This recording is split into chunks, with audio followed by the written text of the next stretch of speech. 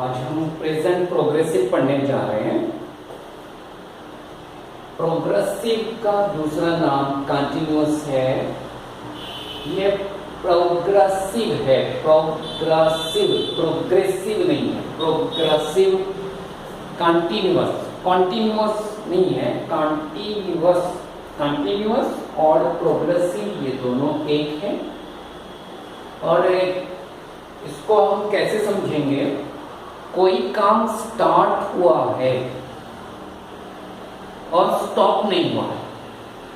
कोई भी चीज, कोई एक्शन स्टार्ट हुआ है, स्टॉप नहीं हुआ है, उसके बीच वाले चीज को हम कंटिन्यूअस कहते हैं। जो कंटिन्यू से आया, खत्म नहीं हुआ है, शुरू हुआ है पर खत्म नहीं हुआ है। क्लियर हो गया? तो कंटिन्यूअस का माने है the action has been started but it has not yet been stopped। जो बीच में होता है काम, कंटिन्यू करता है, उसको लिखने के लिए हम एक चीज की मदद लेते हैं जिसका नाम है प्रेजेंट प्रोग्रेसिव। अब हम एक सेंटेंस स्ट्रक्चर लेते हैं, एफर्मेटिव या पॉजिटिव सेंटेंस के। स्ट्रक्चर को हम पैटर्न भी कहते हैं। बहुत तरह के सेंटेंस का स्ट्रक्चर है। हम एक स्ट्रक्चर लिए हैं, सब्जेक्ट, एक B form verb, main verb, object. B form verb यहाँ पे ऑक्सिलरी वर्ब है और मेन वर्ब आईएनजी के साथ होना ये ऑब्जेक्ट। मैं आपको पहले बता दूं, सब्जेक्ट को देखकर वर्ब का अग्रीमेंट करना होता है। और फिर से हम याद करेंगे, वर्ब दो तरह के हैं, एक ऑक्सिलरी वर्ब और एक मेन वर्ब। मेन वर्ब को हम क्या क्या बोलते हैं? Principal verb, head verb, chief verb, इस तरह का बोलते हैं। तो फुल वर्ब जो है वो मेन वर्ब होता है। उसके पहले हमें एक ऑक्सिलरी वर्ब, हेल्पिंग वर्ब लगाना पड़ेगा, नहीं तो सेंटेंस नहीं बनेगा। क्यों नहीं बनेगा? ना, हर सेंटेंस में एक फाइनिट वर्ब का होना जरूरी है। यहाँ पे जो ऑक्सिलरी वर्ब होगा वही टेंस बताएगा। Main verb non finite verb हो जाएगा, वो टेंस नहीं बताएगा। पूरा समझ में आ रहा है?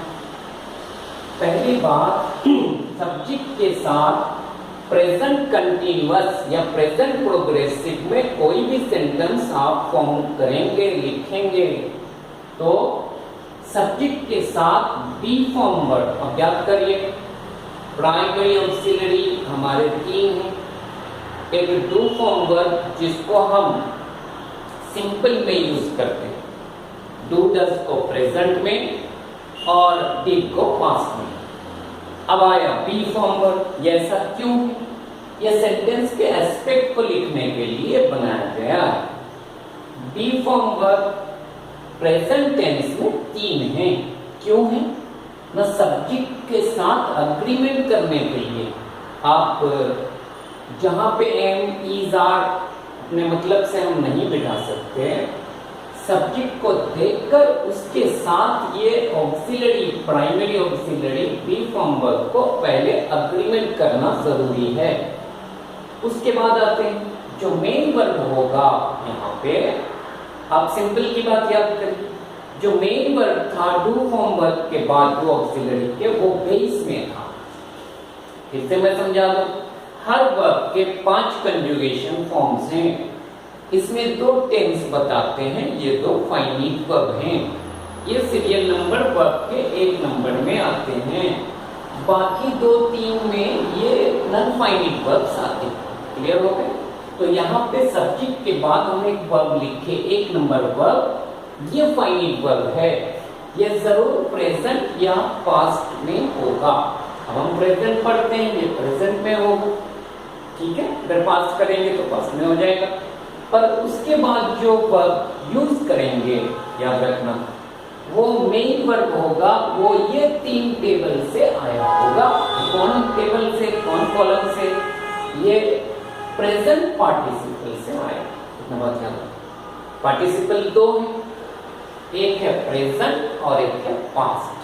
ये दोनों नॉन फाइनिट वर्ब्स हैं।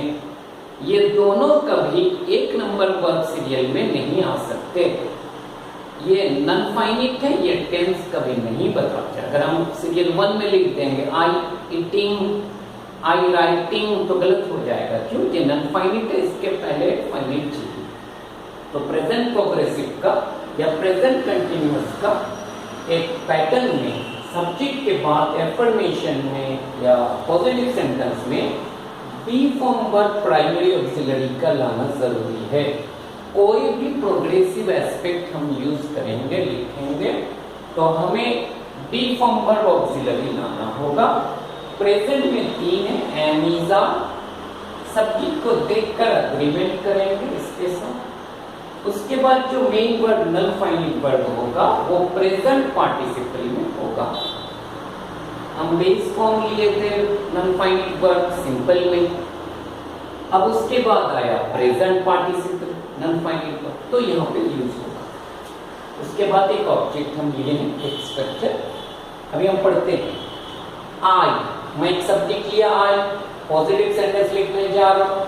प्रेजेंट कंटिन्यूअस में जो काम शुरू हुआ था फिनिश नहीं हुआ है, एंड नहीं हुआ है, स्टॉप नहीं हुआ है, कंटिन्यू है। तो आई अगर सब्जेक्ट हो उसके साथ एक बी फॉर्म वर्ब प्रेजेंट में प्राइमरी ऑक्सिलरी, मैं यहाँ अग्रीमेंट करता हूँ एम के साथ। याद रखना प्रेजेंट में आई के लिए हमेशा B form verb auxiliary primary am बिठाना, दूसरा कुछ नहीं बैठेगा, ये फिक्स्ड है। क्लियर हो गया? उसके बाद अभी हम देखें पहला वर्ब कौन? एम, ये ऑक्सिलरी वर्ब है, बी फॉर्म वर्ब है, ये प्रेजेंट टेंस होता है फाइनल। अब यहाँ पे आ जाइए, प्रेजेंट के कॉलम को देखिए, एम है। अब मैं बोलूंगा इसको पास्ट करिए तो इजी है, वाज कर देना और कुछ प्रॉब्लम नहीं, याद करना नहीं। उसके बाद वाला वर्ब जो मेन वर्ड होगा वो जरूर नॉन फाइनिट वर्ब होगा, और ये नॉन फाइनिट वर्ब का प्रेजेंट पार्टिसिपल फॉर्म में लिखा जाएगा। ना बात याद रखना। और एक ऑब्जेक्ट हम लेंगे अ पोएम, तो सेंटेंस पूरा हो गया। I am writing a poem, इसका मतलब है मैं एक कविता लिख रहा हूँ। इसका सही मतलब क्या है कि मैं लिखना शुरू कर चुका हूँ और उसको खत्म नहीं किया। I have already started writing, but I haven't finished yet. समझ में आ गया? कंटिन्यू चला है। अब आते हैं शी को। अगर कोई subject third person singular number हो, चाहे प्रोनाउन हो, नाउन हो, तो उसके साथ आप अग्रीमेंट करना इज के साथ। याद रखना B form verb third person singular number अगर सब्जेक्ट हो, चाहे नाउन चाहे pronoun. Sachin is, the dog is, the man is, the boy is, she is, he is. Clear हो? उसके बाद मेन वर्ड प्रेजेंट पार्टिसिपल में होना और ऑब्जेक्ट एक स्ट्रक्चर हम लिए हैं, she is writing a poem.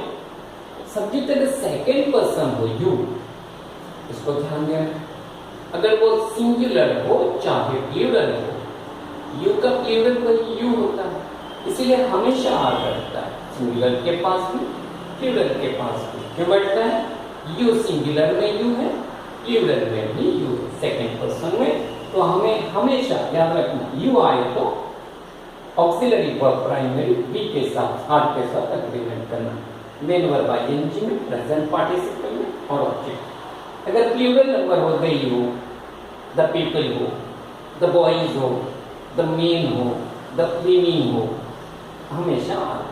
Singular में इज, प्लूरल में आर, सेकेंड पर्सन में आर, आई के पास एम, ये पहले अग्रीमेंट करना है। उसके बाद मेन वर्ड में प्रेजेंट पार्टिसिपल में लिखना है फाइनल वर्ब। अगर इतना आप करेंगे तो प्रेजेंट प्रोग्रेसिव या प्रेजेंट कंटिन्यूअस टेंस आपका इजी हो जाएगा लिखना। याद करने की कोई जरूरत नहीं है, इतना ही बात हमें सीखना है। सब्जेक्ट के साथ primary auxiliary B form verb present progressive में होता है और वो 3 है प्रेजेंट में, एम इज आर, आई के साथ एम को अग्रीमेंट करना है।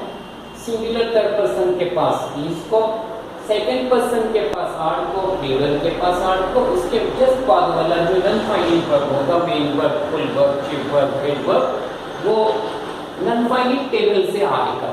नॉन फाइनिट कॉलम कौन है? बेस फॉर्म जो हम सिंपल में ले गए हैं। अब रह गया प्रेजेंट पार्टिसिपल, इसको लाना आईएनजी फॉर्म, वर्ब में आईएनजी ऐड करना है मेन वर्ब में, और उसके बाद जैसा पैटर्न होगा वैसे लिखना है। बहुत बहुत धन्यवाद।